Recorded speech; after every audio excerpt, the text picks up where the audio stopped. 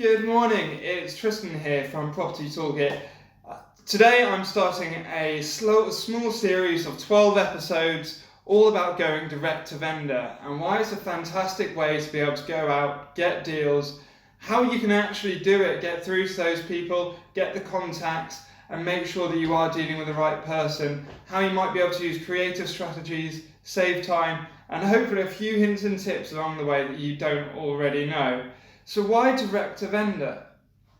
Personally, I quite like direct to vendor because it gives you a little bit more creativity that you don't have to necessarily have a layer between you.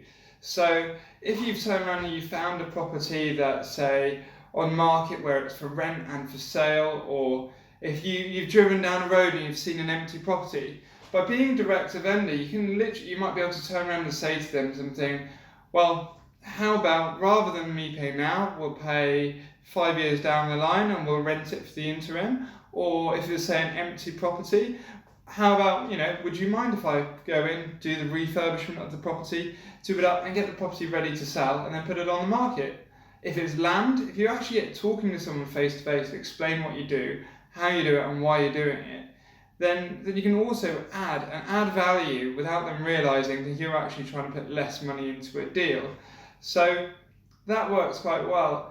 The other bit is you can do it laser targeted. So when you're going direct to vendor, you can literally choose the properties that you're targeting and marketing to. So if you're using like direct mail, letters, if you're following up people through HMO letters or whatever else, you can specifically target a type of property or strategy that you want to focus on. And that's great because you don't end up with any of the other waste using time on properties that you don't want.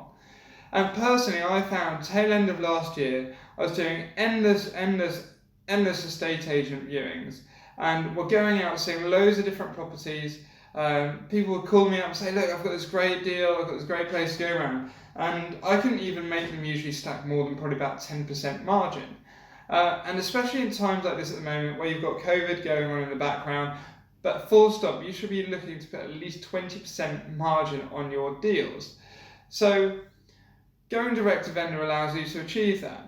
And it can also be, usually, if you've, say, had an estate agent already go in and view a property before you, then they already set an expectation, a price in the back of someone's mind of what they think they're going to achieve when they sell the property.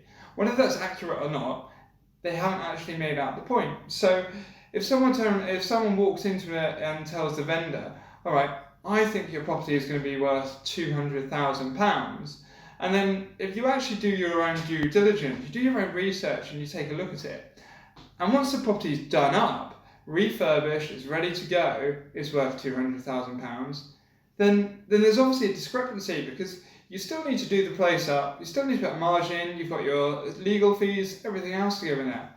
So personally, I find going direct to vendor a great way of being able to turn around and say to someone, well look, this property over there is on the market with £200,000. Your one clearly needs a bit of work, it needs doing up to be able to get to that standard. So would you mind if I offer you 150? Well, you would obviously add a little bit more detail in there and explain why you're offering 150,000 rather than the 200, because otherwise they're just going to laugh you out. But you kind of set someone's expectations. So by using direct to vendor marketing techniques, whether it's doing leaflets through someone's door, whether you're doing online marketing and you're putting it in Google or on Facebook and you've got a landing page, or if you do the typical way of popping letters in the post to people, or even contacting them on Facebook and LinkedIn once you know who they are. There's lots of other ways to be able to target them and get people talking to you. And it's all about building that rapport and getting going. So throughout this series about going direct to vendor, I'm going to touch on ways that you can kind of automate the process, you can make the whole system a lot easier, ways that you can find property addresses on Rightmove and Zoopla when they're not even listed on Rightmove and Zoopla. So all of these little techniques are going to be there. And with my system as well, I've got something called the PropertyToolkit, which I'll explain down the line, but that helps make that whole process a lot easier. So hopefully I can add some value, give you a little bit of knowledge, but my name's Tristan from PropertyToolkit, and if I can do anything to help you, just drop me a message. Cheers.